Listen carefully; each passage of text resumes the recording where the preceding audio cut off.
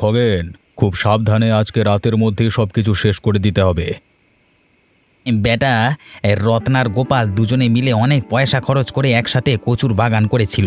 অনেকবার বলেছিলাম বেটাদের শোধরায়নি, বলেছিলাম ওদের যে কচুর ব্যবসা না করে অন্য কিছু করতে, তা শুনলে তো হবে। হ্যাঁ, যারা আমাদের কথা শোনে না তাদের জন্য একটাই শাস্তি, তাদের সবকিছু এভাবেই শেষ করে দেব আমরা।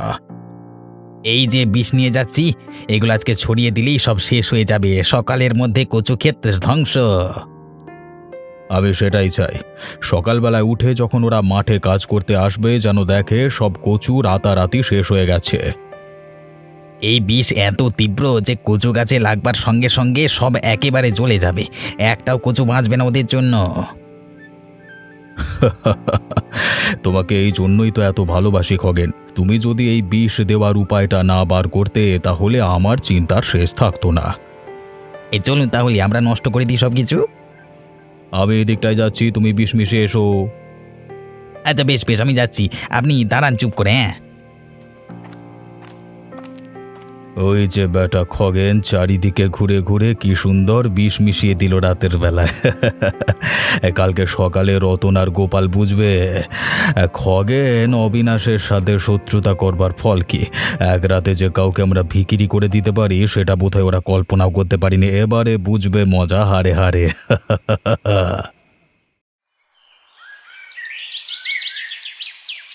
হায় হায় হায় হায়, এ কি সর্বনাশ হয়ে গেল আমাদের!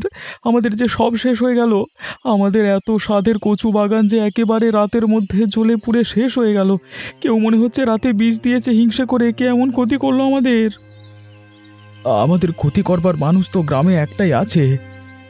তুমি একবার শুধু তার নামটা বলো, আমি এক্ষুনি গিয়ে যদি তাকে শাস্তি না দিয়ে আসতে পেরেছি তবে আমার নাম রতন নয়। দেখো, আমি নিশ্চিত খগেন আর অবিনাশবাবু দুজনে মিলে আমাদের এই ক্ষতিটা করেছে।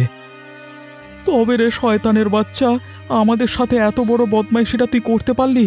আমি এক্ষুনি গিয়ে ওদেরকে মেরে কুপিয়ে আসবো। এই পাগলামো করো না রতন। তুমি এখন আমাকে মানা করবে? আমাদের এত বড় ক্ষতি হয়ে গেল আর আমি প্রতিশোধ নেব না? ওদের বিরুদ্ধে আমরা কিছুই করতে পারবো না। ওদের এখন অনেক ক্ষমতা। ওদের বিরুদ্ধে আমাদের কিছু করতে গেলে উল্টে আমাদেরকে ওরা জেলে ভরে দেবে। তাই বলছি, শান্ত মাথায় আমাদের সিদ্ধান্ত নিতে হবে। কি করতে বলছো তুমি আমাকে? অপেক্ষা করো, ওপরওয়ালার সিদ্ধান্তের উপর ভরসা রাখো, দেখবে একদিন সব ঠিক হয়ে যাবে। তুমি এখন বলছো, আমি মেনে নিচ্ছি, তবে কতদিন চুপ করে থাকতে পারবো আমি জানি না। আমার সহ্য হচ্ছে না, আমার গা জ্বালা করছে ভয়ঙ্কর রাগে।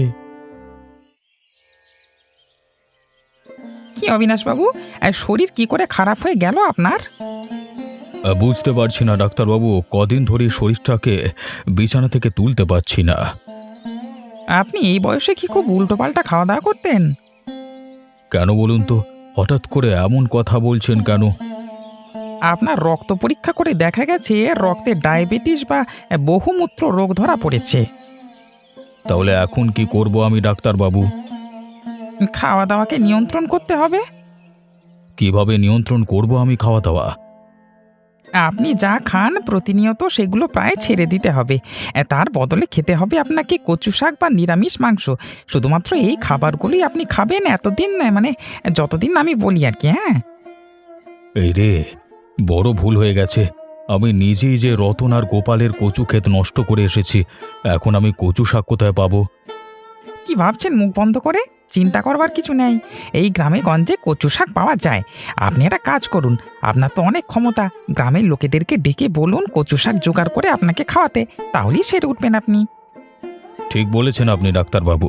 আমি শীঘ্রই গ্রামের লোকেদের ডেকে কচু শাক অথবা নিরামিষ মাংস খাওয়ানোর আদেশ দেব।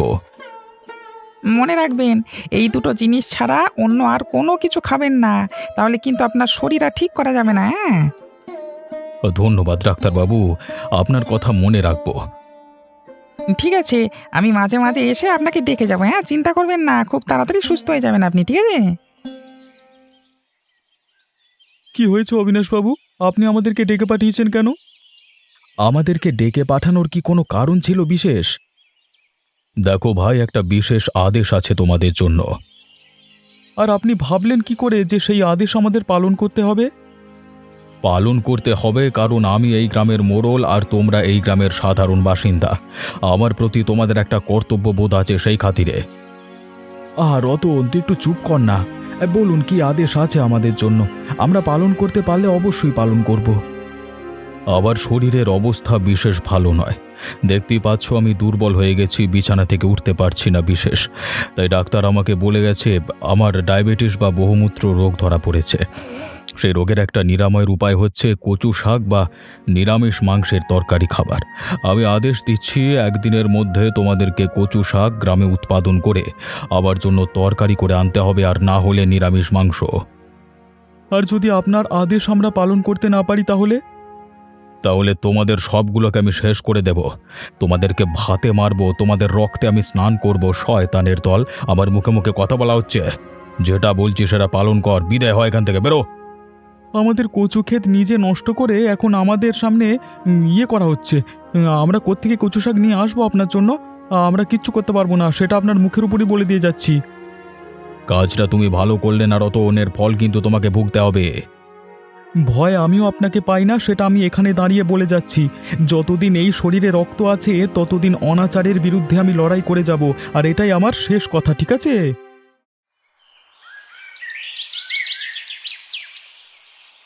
খগেন, কিছু একটা করো তুমি।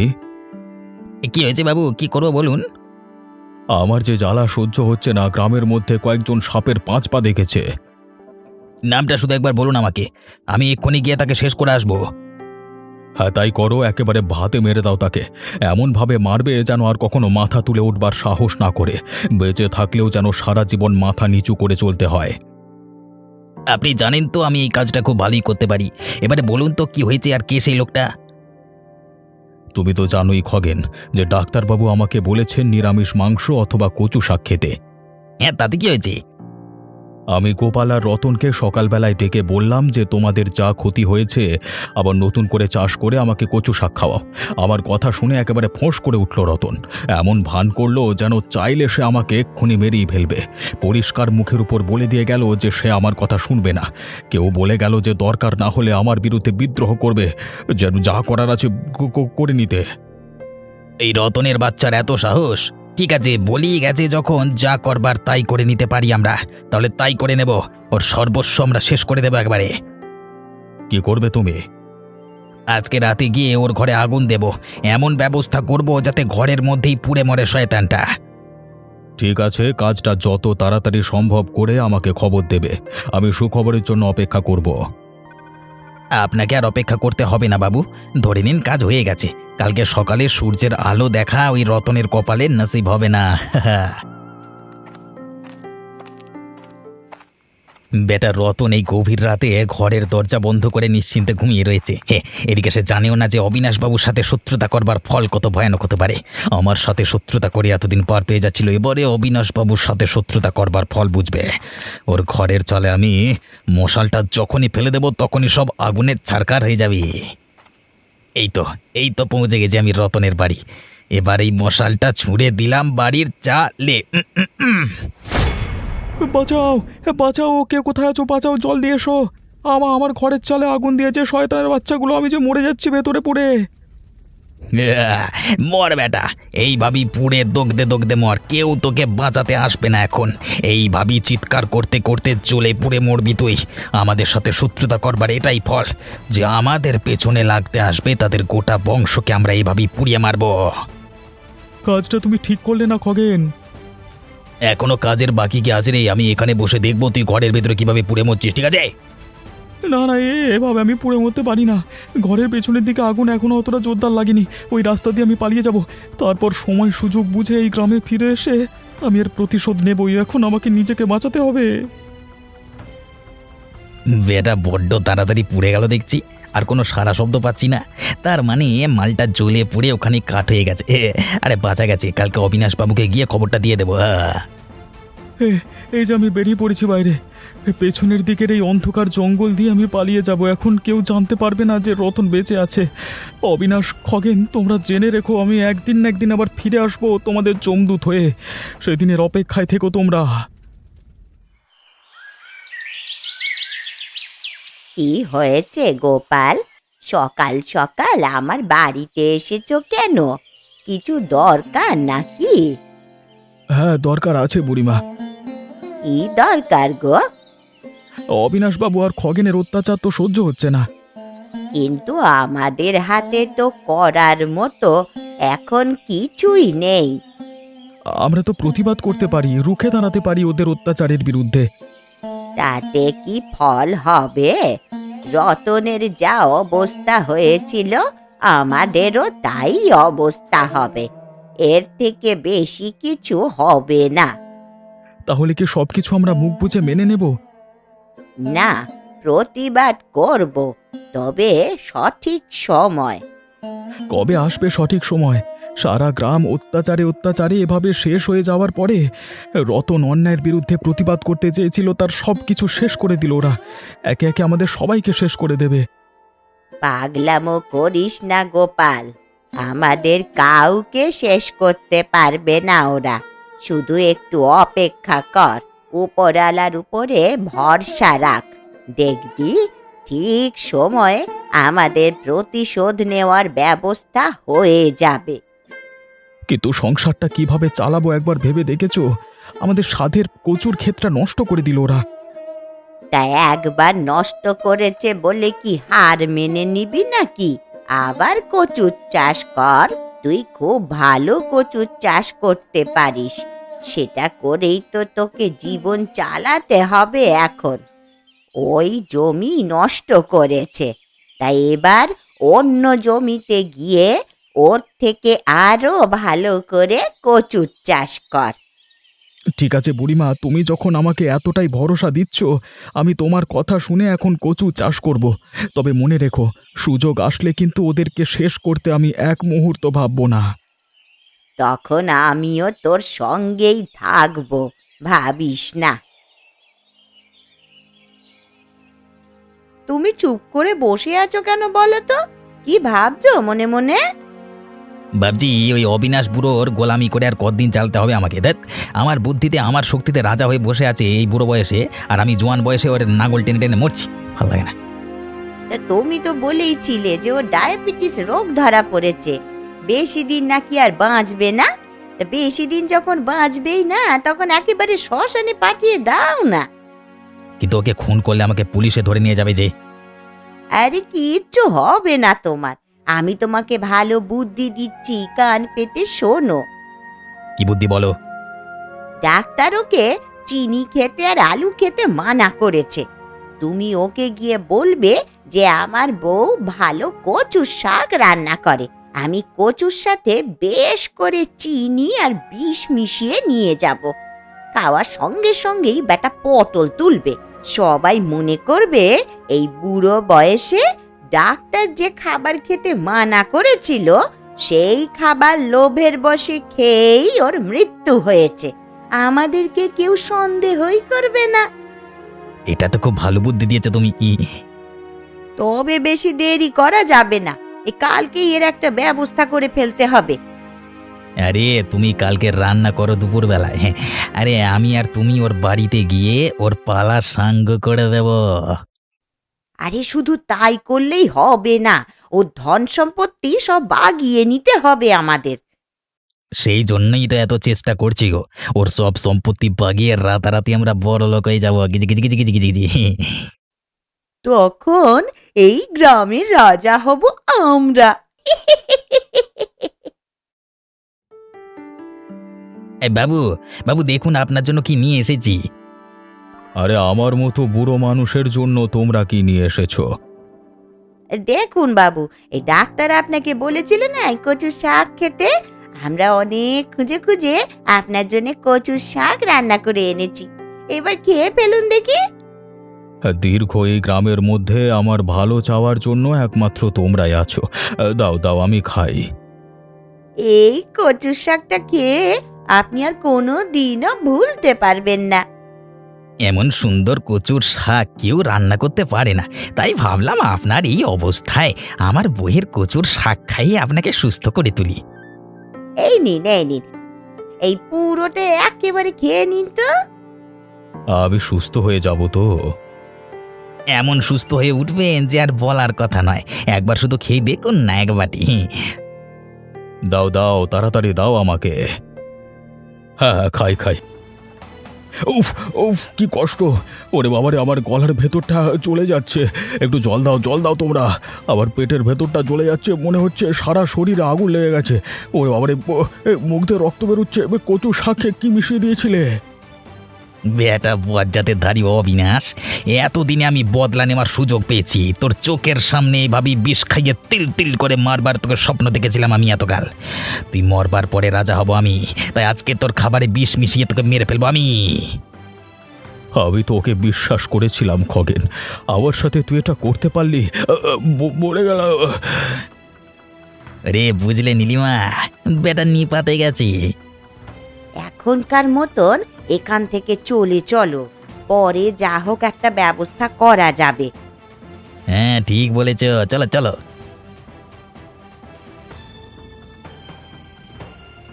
এ কি, কে কে তুমি? তুমি চিনতে পারছো না আমাকে গোপাল? আমি রতন। তুমি বেঁচে আছো ভাই? এতদিন কোথায় ছিলে তুমি? আমি জানতাম মৃত্যু তোমার হতে পারে না, প্রতিবাদ আমাদের যে করতেই হবে। সেই রাতে আমার বাড়িতে আগুন লাগিয়ে যখন আমাকে মারতে চাইলো খগেন, আমি পেছনে দরজা খুলে অন্ধকার দিয়ে পালিয়ে যাই। তখন যদি ওখানে আমি থাকতাম, ও সাক্ষাৎ আমাকে খুন করত। তাই নিজেকে বাঁচাতে তখনের মতো পালিয়ে গেছিলাম আমি। তখন আমি ঠিক আজকের দিনটার জন্য অপেক্ষা করছিলাম। আমি সব শক্তি নিয়ে ফিরে এসে ওদেরকে শেষ করতে চাই। আমি আর বুড়িমা ঠিক আজকের দিনটার জন্য অপেক্ষা করছিলাম এতকাল। তুমি না থাকলে আমরা জোর পাই কি করে বলো তো? ঠিক আছে, যারা যারা ওদের বিরুদ্ধে আছে সবাইকে নিয়ে আমরা জোট পাকাবো। কিন্তু এখন পরিস্থিতি আরো ভয়াবহ। অবিনাশকে খুন করে খগেন হয়ে উঠেছে গ্রামের রাজা। তাহলে তো আরো সুবিধাই হয়েছে। যা হয়েছে এটা তো একদিন হওয়ারই ছিল। আগে মারতে গেলে আমাদের অবিনাশকে খগেনকে আলাদা আলাদা মারতে হতো, কিন্তু এখন আর আলাদা আলাদা করে মারতে হবে না। একজনকে মারলেই সব শেষ। ওর সব থেকে কমজোর জায়গাটাকে ধরতে হবে। ওর কমজোর জায়গাটা কি শুনি? ওর বউকে যদি আমরা বাড়ি আনতে পারি তাহলে ও বাগে আসবে। ঠিক আছে, নীলিমাকে দিয়েই তাহলে কাজটা শুরু করা যাক। এই বুড়ি, তোর যা সম্পত্তি আছে সব দিয়ে দে আমার নামে। আমার কিছুই নেই, শুধুমাত্র এই পৈতৃক ভিটেটা আছে। আর কেনই বা দেব আমি এসব তোমার নামে? দিবি কারণ আমি বলেছি। ওই অবিনাশের জামানা গেছে, এখন আমার জামানা। আমি অবিনাশের মতো দয়ার শরীর নিয়ে জন্মাইনি। কথার বিচার দেখলে এখানে মাথা ভেঙে তোর সবকিছু আমি ছিনিয়ে নেব, ঠিক আছে? তুই ভাবিস না খগেন, তোর পতনের সময়ও এসে গেছে। খুব তাড়াতাড়ি তুইও মারা পড়বি। আসলে বুড়ি, আমি হলাম কংসের জাত, আমাকে কে মারবে? হ্যাঁ, সমস্ত শয়তানের দল এক সময় নিজেকে নায়ক মনে করে, জানিস তো? তারপর যখন তার সামনে তার আসল বাপ এসে দাঁড়ায়, তখন বুঝতে পারে তার নিজের ক্ষমতা কত কম। আমার বাপকে শুনি। হ্যাঁ, বলেই যদি দিই তাহলে তো মজাটাই চলে যাবে। যখন তোর সামনে এসে সে দাঁড়াবে, সে সামনে এসে দাঁড়ালেই তাকে দেখতে পাবি। তখন বুঝতে পারবি ভয় কাকে বলে। তখন কান্নাকাটি করলেও তোর প্রাণ কেউ ফিরিয়ে দেবে না। ওসব আলফাল কথা রাখক।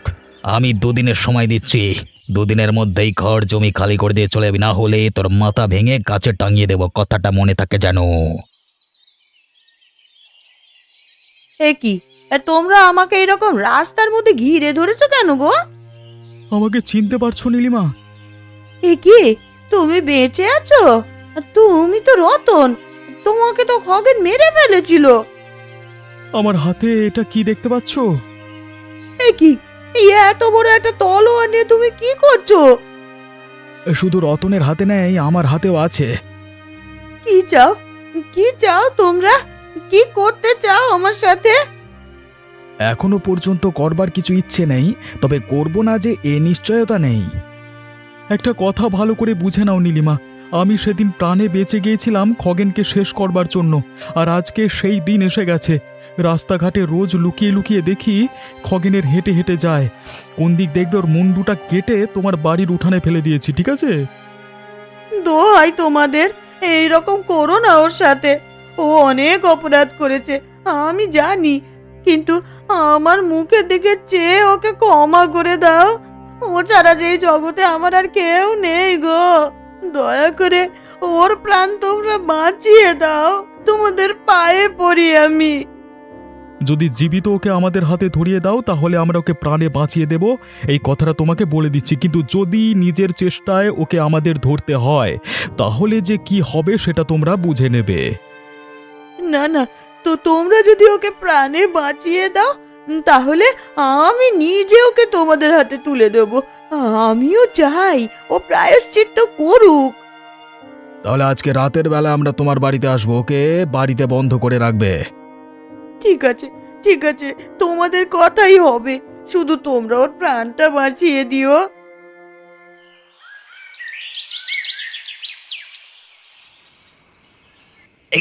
একে নীলিমা, তুমি দরজা বাইরে থেকে বন্ধ করে দিলে কেন? পাগল হয়ে গেলে নাকি তুমি? হ্যাঁ, ঘর বন্ধ করে তুমি কোথায় চলে গেলে? হ্যাঁ, কোথাও যায়নি রে, তোকে আমাদের হাতে সঁপে দিয়ে গেছে। মার বেটাকে, মাথায় বাঁশের বাড়ি মার। ওরে বাবা রে, বাঁচাও, মেরে ফেললো, মরে যাচ্ছি, মেরো না। মারার আর হয়েছে কি রে? তোর পাপের ঘরা পূর্ণ হয়েছে শয়তান। এবার থেকে তোর এক একটা নিঃশ্বাস নিতেও কষ্ট হবে। দেখো দেখো, আমার সমস্ত ধনসম্পত্তি আমি তোমাদেরকে দিয়ে দেবো, আমাকে তোমরা ক্ষমা করে দাও। এই মার এটাকে গাছের ডালে বেঁধে। হ্যাঁ, গাছের সাথে বেঁধে মারো। আমি আর পাচ্ছি না, তোমরা আমাকে এত মারছো কেন? আমি তো বলেছি আমার সব সম্পত্তি তোমাদেরকে দিয়ে দেবো। কালকে সকালে তোর সব সম্পত্তি গ্রামের সর্বহারা মানুষদের মধ্যে তুই নিজের হাতে বিলিয়ে দিবি। বল দিবি বল? হ্যাঁ, দেবো দেবো, আর দিয়ে আমি আবার পাপের প্রায়শ্চিত্ত করবো। যাদের ধনসম্পত্তি তুই কেড়ে নিয়েছিস তাদের দ্বিগুণ ধনসম্পত্তি তোকে ফেরত দিতে হবে। বল দিবি? হ্যাঁ দেবো, তোমরা যা বলছো আমি তাই করবো। তারপর তুই তোর পরিবার নিয়ে এই গ্রাম ছেড়ে চলে যাবি, আর কখনো এখানে আসবি না।